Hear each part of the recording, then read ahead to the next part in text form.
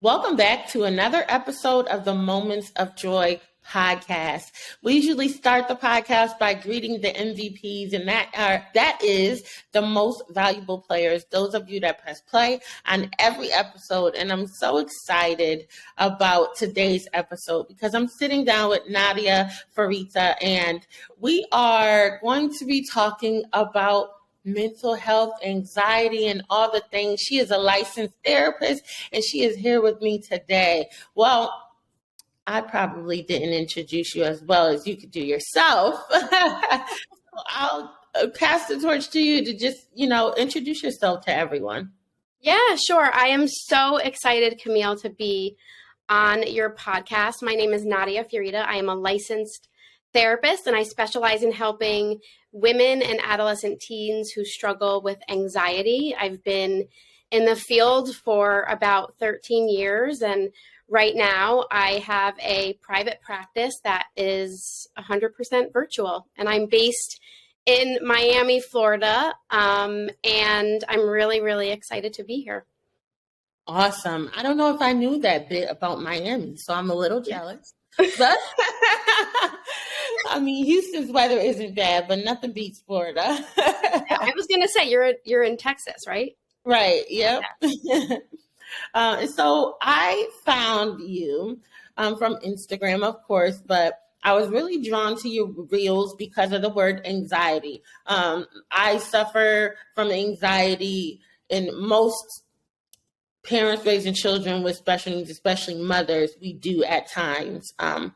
I will tell you, since the last time we spoke, I've had a breakthrough, and we'll get to that, but it was from one little thing that I did. Because I think the last time we spoke, I said I was having anxiety every day. Yes, I think we talked before the new year, right? We had that initial Zoom and connected, and yeah, you said your anxiety was pretty persistent. I think you were feeling it pretty strongly. That's what I did. I stopped drinking coffee. I didn't realize. Really? I kept researching, and I was like, I'm doing everything. I'm exercising. I'm doing everything. But the one thing, I'm an extreme coffee lover. Mm-hmm. The one thing I didn't do was stop drinking coffee. And it was like after the first week. Wow. I was okay. Now it's more situational, which is a lot like a lot of the parents that I know, when our children are going through, when our children may have a meltdown, we are not okay. And some of the stress levels of a special needs parent, in my research, studies show that it is to be compared to a combat soldier. Yeah, I'm not surprised. I'm not surprised by that at all. And, I think in our initial conversation, we talked about the importance of really putting, as a parent, putting your own mental, emotional, physical well-being, making that a priority. And look, parenting regular children, right? Quote unquote, normal children is really, really hard. Parenting is the hardest job, right? It is. And then when you on top of that have, children that have special needs or that might be having some mental health challenges, that adds another layer to it. And as a parent, I believe that parents really want to show up as their best selves, right? And they want to be successful. They want to be a really good parent. And I think prioritizing yourself is so, so important. It helps prevent burnout. It helps you deal with stressors, more effectively. And it also can help prevent some of these longer term, health problems that might come up, right? If you continue to have stress and anxiety and you're not, doing the things and getting the support or really trying to engage in effective and good self-care, you're more likely to have these longer term, health issues. Right. So I think that it's okay to be unapologetic about just prioritizing ourselves. I spent a lot of time just pouring, and I realized I literally was like on the verge of feeling like I've never felt before, in a negative way. Yeah. Like really kind of burdened, right? And like on the verge of a breakdown, right? Like it's like, I can't take this anymore. I could leave this house and walk away from everybody in this home.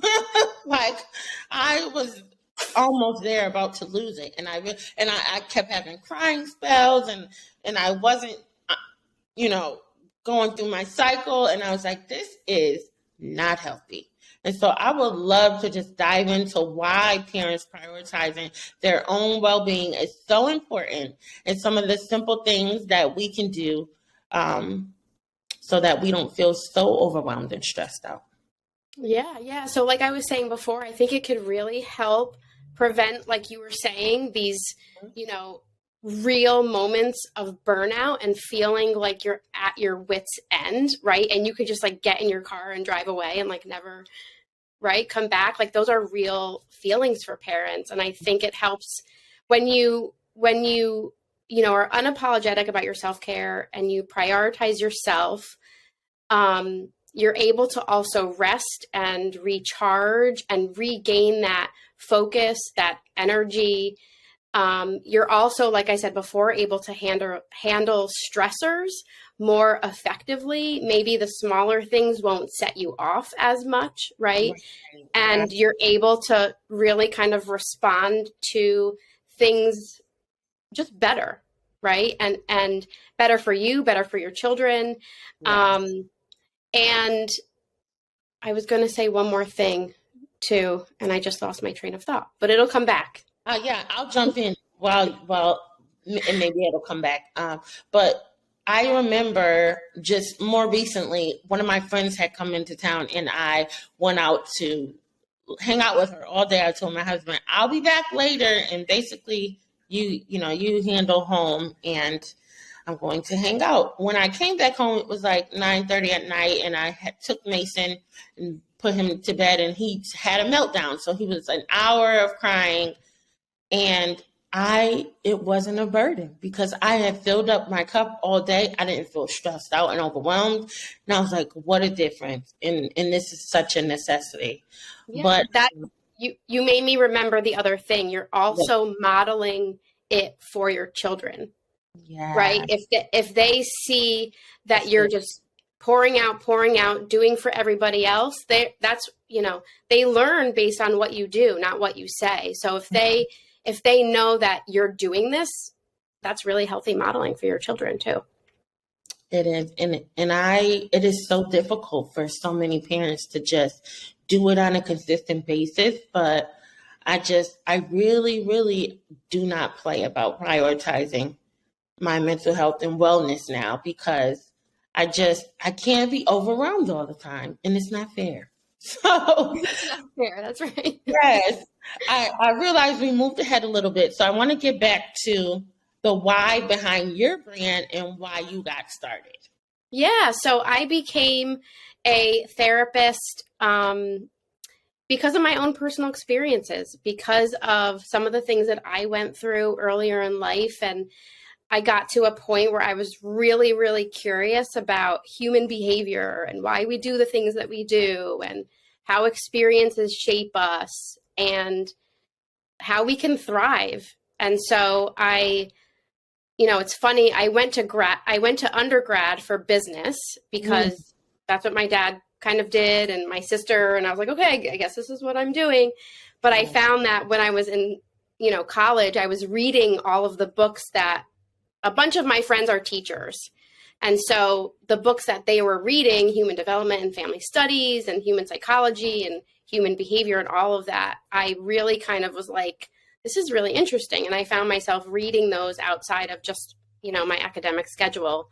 And so after that, I went to graduate school and became a mental health clinician. So I believe that we are meant to thrive and that we're meant to live fulfilling, meaningful, happier lives. And I want to be a part of that impact.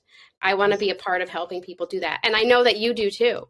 Yeah. Right? Like that's what your brand is becoming, right?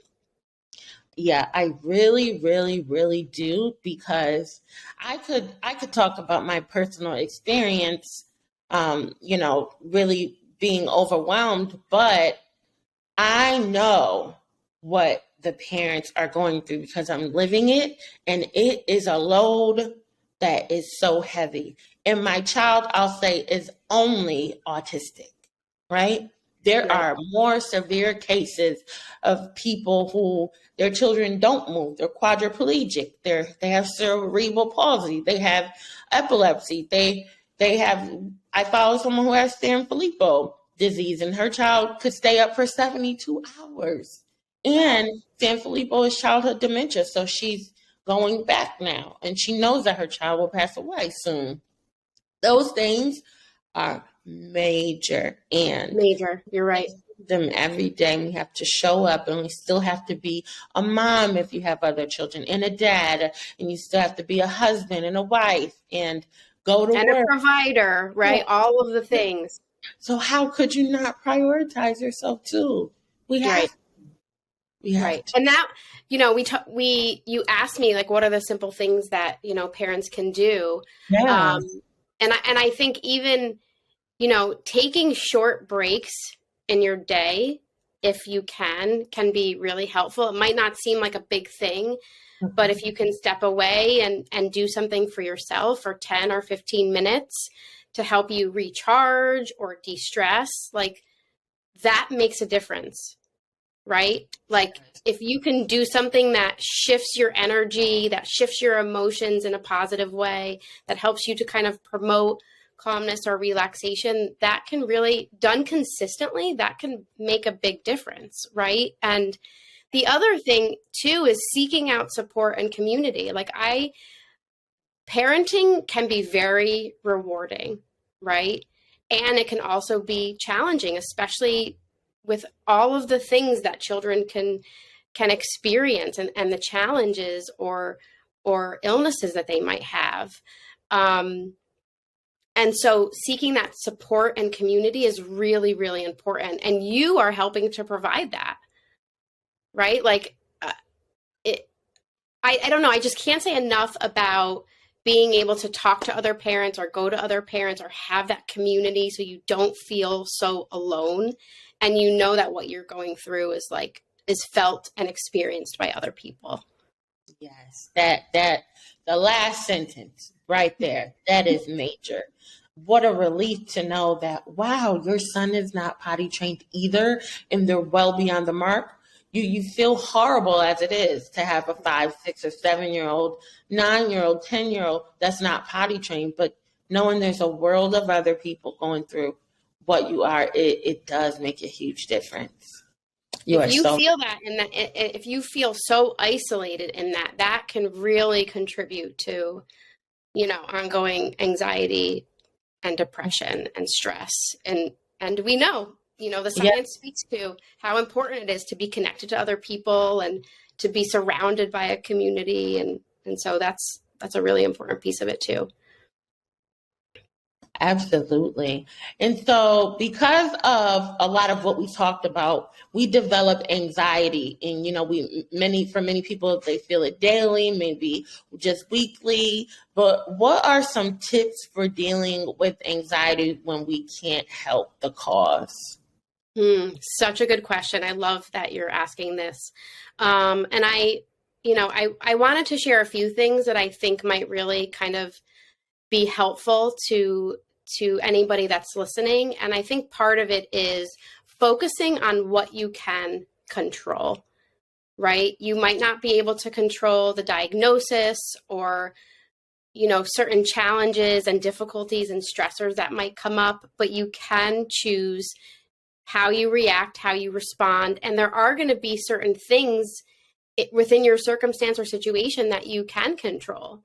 Like, can you think of something for your situation that you were kind of able to say, oh, okay, certain things might not be within my control, but this is in my control? Yes. One small thing was that I closed the door and don't let Mason come in the bathroom with me anymore. He gets so upset and he may cry, but that's in my control. He's all right. He's fine. He's not harmed. But I need 2 minutes without you pulling on me while I'm using the bathroom. So I can control that. Right. So it's those small things, right? That maybe didn't feel like it was going to make a big difference, but maybe it has made a big difference. Right. And Yeah. you know that he's okay. Right. He's upset. It's hard for him, but he's okay. He's okay. Yeah. Yeah. The other thing that I think is really powerful that might be so hard is trying to really focus on what you might feel grateful for. We know that gratitude, can really help shift you into a different mindset, into a different mental state, feel better. The science is there behind it. And even if it's small things, like really kind of training your perspective, your brain, your mind to kind of really identify what you might be grateful for or thankful for. And I've noticed for me that when I start to do it, it might not feel like there is anything, right? Especially if you're kind of like in that negative mindset, or you're feeling really anxious, or you're carrying the weight of the world. It might feel like everything is going wrong. But if you just start with one, then I notice when I start that process, it really kind of opens it up. And I'm like, wow, there's all these things that I feel really grateful for, right? And we know that helps with mood and having a more optimistic mindset. So I think that could be really powerful too. Yes, absolutely. I truly believe in just gratitude. And even last week, I was laying in the bed, and all of a sudden, I started thinking about like the worst time period in my life. And this is like 12, 13 years ago. And I was like, I don't know what that is and why I'm thinking about that.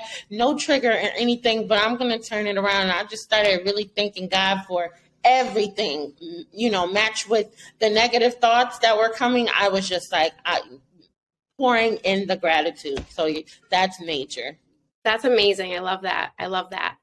The other thing I'll say is, I think kids, even if they have a mental health challenge, or they're struggling with, anxiety or depression, kids know how to have fun, right? Kids know how to play. It's just inherent in who they are and what they do. And they really know how to be present in the moment and kind of just do what they want and have fun. And I think parents can probably learn something from that, like I think creating those playful, fun moments is really, really helpful for you as a parent and within the family, environment and the family kind of emotional state, if that makes sense. Yes, ma'am. Moments of joy. Exactly. Yes, I need family time. That fills my cup. Just letting the children see you smile with them, and really just, we need those moments. I had so many of them growing up, and that's so important to me as we raise our children as well. Yeah. I love that.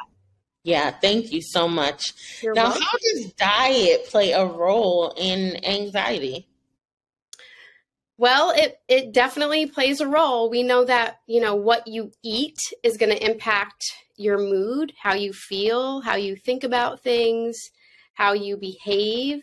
And nutritional psychiatry is really a growing and emerging field right now. And there's a lot of healthcare professionals that are talking about how nutrition and diet really plays an important role in mental health. And there are some, good studies out there that suggest that. So really being able to, decrease the foods that might cause anxiety, like processed foods or refined sugars, fried food, all the things that taste really, really good. Those things can cause inflammation, and inflammation is connected to mood issues, emotional problems, behavioral issues, anxiety, stress. So choosing whole foods, vegetables, fruits, healthy fibers, those are really important. And we also know that if you struggle with anxiety, you're likely to have, nutritional deficiencies. So adding in supplementation can be very helpful too. And if I might just say one more thing, gut health and, this understanding that what we feel is not just in our heads or our brains, but also in our guts is really, really important too. And, that there's science that connects that to anxiety in kids, depression in kids, autism spectrum disorder too. So parents can really kind of start to educate themselves on those things if they want to help support their children and themselves, really, right? It's not just kids, it's adults too. Absolutely. We're really diving into changing our home and the way that we eat and reading the labels and really focusing on our gut health and detoxing. And we've seen like a major change in our son Mason, really just focusing on giving him more whole foods. And we removed red dyes and blue dyes and yellow dyes, and it made a major change. What changes have you seen in him since? That's amazing, by the way. Thank you. And the dyes piece is really, really important. The major piece was hyperactivity. Before we changed, he would be jumping on the counter, and I mean daily on the counter. He's broken the dining room table, the couches. He's just like boing, boing, boing, boing all day long. He would not sit down. But around December, when we made that switch, I noticed that he would sit for a half hour now, and I'm like, wow, all we did was really remove red dye number 40. And so that took us, to where we are now. My husband's, he's buying fiber and all kinds of stuff. He's more of a label reader than me, but we're trying to really do better. That's amazing. I love that. And I love that you saw a pretty noticeable difference in your son. That's huge. And I'm not surprised, but that's amazing. That's amazing. Yeah, so I'm excited to see more. If we can just get him to sleep through the night, that would be good. All right. Well, how can we notice anxiety in our children? I know I have a few friends, one of my sisters who have children who have anxiety. And so it always makes me wonder, how can I pay attention and notice those things too? What I look for. So some of the common, and look, like this is kind of a generalized answer. You might see different things depending on the age of your child and, developmentally where they might be. But some common things are really excessive worrying. They might be perfectionistic. You might notice that they really try to do things really perfectly and they can't handle making mistakes. They can't tolerate making mistakes. You might notice difficulties concentrating or focusing. You might notice some irritability and anger, which might seem like an unexpected symptom, but those are connected and can be associated with anxiety. Stomach aches, like physical symptoms, right? Because anxiety manifests in our bodies. And we were just talking about, the connection with the gut microbiome. So I know that a lot of children will complain of somatic complaints. So stomach aches, headaches, things like that. You might notice that your child needs a lot of reassurance, like maybe more so than a typical child might. Avoidance behavior. So if they are starting to really avoid the things that they find stressful or anxiety provoking, that can also be a signal too. And look, you know your kids best, right? You're with your kids every single day, you know them. So really kind of tuning into your own intuition and gut, if you're noticing something or you're picking up on something or you notice a change in your child's behavior, follow your gut, right? And get curious about it. So is that helpful? Yeah, that's really helpful. As I was listening to you share, I wondered if that would be the same for adults. Yes. I think when I first started having anxiety, I didn't know that it was anxiety. I would just say I feel a little jittery, Mm-hmm. or nervous. I didn't Right, know. on edge. Yep. Right. And I guess my husband always says we are the information age. So, with more people like yourself who post content, and through the pandemic, I really learned that, oh, wow, that's anxiety. I have Right. anxiety. Hmm. Right. And Right. then that helped me to go to therapy. Can we talk about the importance of therapy? I feel like culturally, if I could just speak to how I grew up, we didn't go to therapy. I know my mom went to therapy for some things, but it wasn't something generally that was talked about or encouraged. And so I would love to dive into the importance of that. And I think also a misconception that people have is that it has to be something wrong, deeply wrong, in order for you to go to therapy, like you have some trauma or you're crazy or something like that. Yeah. Yeah. I mean, therapy can be such a great option for people to get support, to gain awareness, to make changes in their lives, to really kind of just process and talk about everything that they might be going through or carrying. You don't have to be in crisis to seek therapy or support. You don't have to be crazy.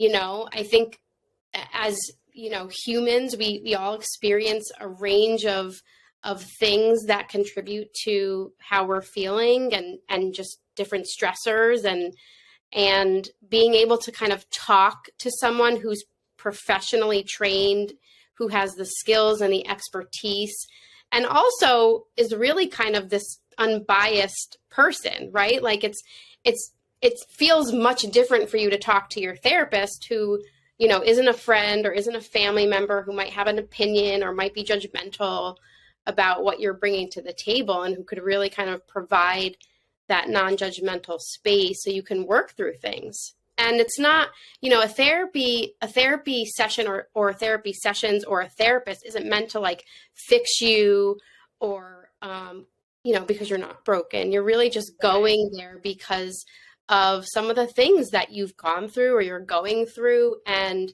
in order for you, right, because we're talking about the importance of well-being, to show up as the best parent that you can, having that self-awareness, really kind of exploring, well, how am I feeling about things? And how am I coping with everything? And what challenges, do I have going on? And I mean, it just really kind of provides that space for you to figure all of that out. And the therapist is a guide, is someone to listen to, someone to help you shift your perspective on things, someone to hold you accountable. So yeah, and you can share a little bit about your experience too. And in my family, we're Italian, we're hardcore Italians. We kind of go through things and we don't talk about it in our family, and that's just kind of the cultural thing that we have. And so,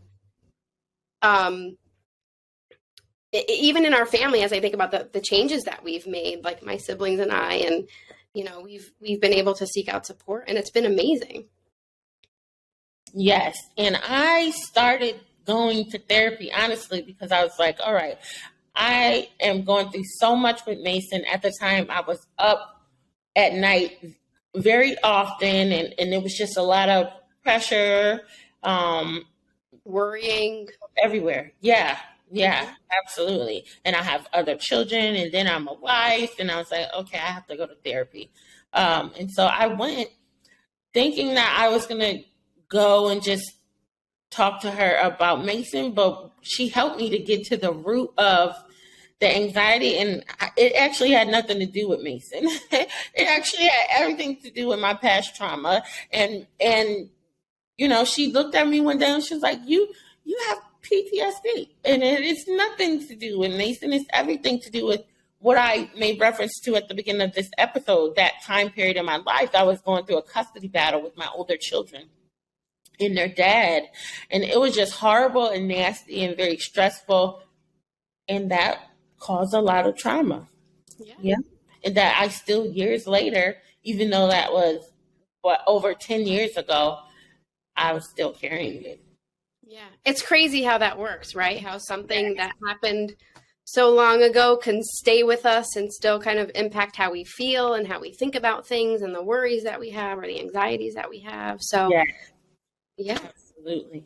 Yes. So I think that therapy is an amazing tool, and I'm just so glad to speak to you today and just have my community to meet you and know who you are and know what awesome resources you have. Can we talk about some of the resources that you have and your page and where they can find you?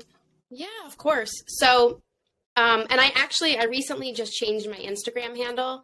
It was, Nadia your anxiety therapist, but I switched it because I have a more holistic perspective, as a certified coach and mental wellness coach. I really love having that holistic perspective. So it's at Holistic Anxiety Therapist. And right now I only provide one-on-one virtual therapy for adolescent teens and adult women, but I am really kind of trying to focus on what else I can offer my community. I know that therapy is not for everyone, and that's totally okay. I also know that it can be an investment. So I really want to come up with different, offerings and services for my audience. I do have a short mini course that I created in September. So it's a lower ticket offer. It's $37. It's really kind of key science proven strategies to help women overcome having anxious thoughts. But I am in the process of redoing that and making it much better. So I'm excited to start working on that. Awesome. Thank you so much. I was looking for you under your other handle, and I was like, where is she? But I found her. I found you. It's funny because through this, I don't know if you're getting, Instagram verified, but I realized that you can't change your handle or your profile picture. So I was like, okay, I don't love this handle. Right. So yeah, absolutely. Yeah. All right. Well, as we wrap up, is there any other special message or anything that you would like to say to the parents? I don't know. I mean, I think I really wanted just to give kudos to you for creating such an amazing community and for kind of stepping out. I know one of the things that I had written down in terms of, dealing with something that might be out of your control, like a challenging diagnosis or an illness, is really being a catalyst for change. And I think that's what you're doing. You've really kind of built this platform, this community, this podcast. You're getting ready to, do your live event. You are like the epitome of being a catalyst for change. And I have to really kind of give you kudos for that. So thank you so much. That means everything. I appreciate it. And, just want to give parents a space, Yeah. So I appreciate you, and we look forward to supporting everything you do. And I look forward to continuing to see your reels and support you in the future. So thank you so much for joining us today. You're welcome. Thank you so much for having me. You're welcome. All right, guys. So don't forget, new episodes of the Moments of Joy podcast. They drop on Wednesdays. And always remember that you have the opportunity to receive joy. Bye-bye.